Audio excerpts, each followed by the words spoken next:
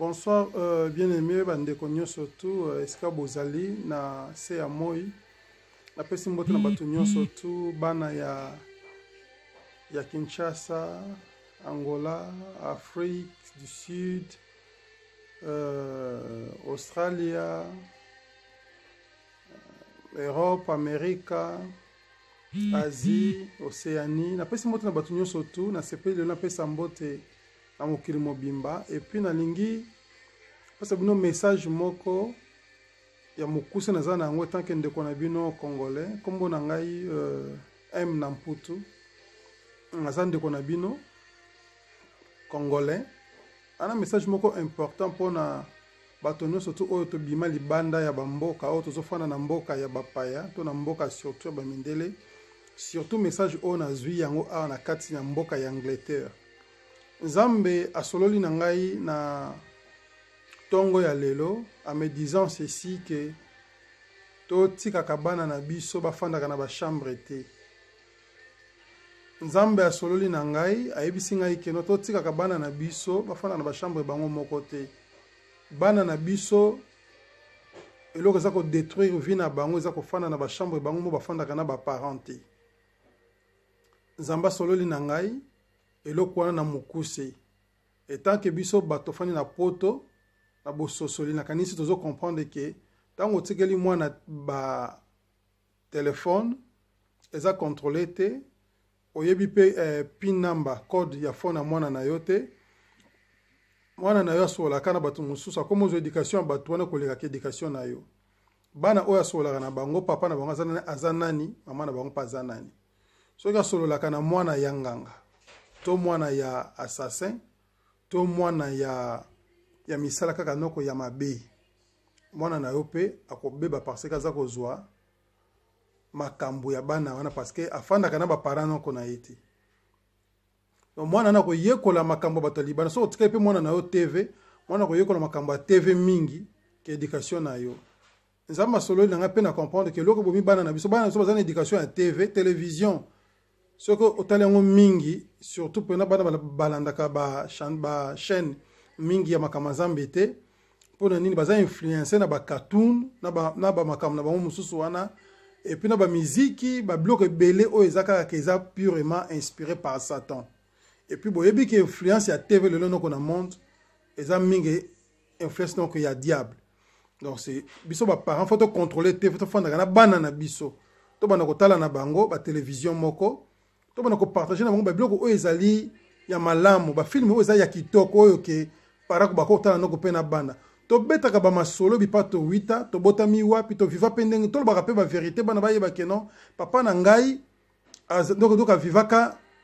na ndaku ya mulai to parana ya zalaka boye ezala histoire ya bien to ya mabe mais au moins bana ba fandaka peni ba ko pe ba histoire ya ba parents noko na bango to sala pe effort to pesa bango ba histoire oyo sala ke esunga bomo na bango avenir na bango pour na lobi bazala bien. Dieu m'a parlé na pe sur message oyo mutu sozaka na poto je me rappelle encore en 96 95 na ve na biso ya prière na butu na teka eloko ona lobaki ke botchela kabana ba télévision noko na ndako te tozaki na ndeko na biso moko a comprendre ka te ngape na ibaka te ke bana ne bazaka na TV noko na ndako asilika bima libanda kenda parce que télévision depuis 95 96 avait morto to salaka na kati église na lobela ke loko wana Dieu m'avait déjà parlé pour na boke biso noki ya TV bien na télévision ko détruire bana na biso ko tikela ka pe bana na biso basola na bato mususu ezano ko nzambe te yo za nzambe andako na yo yo za visionnaire andako na yo bana no fo ba yo ka mungongo no parce que eza makila no baza bana na yo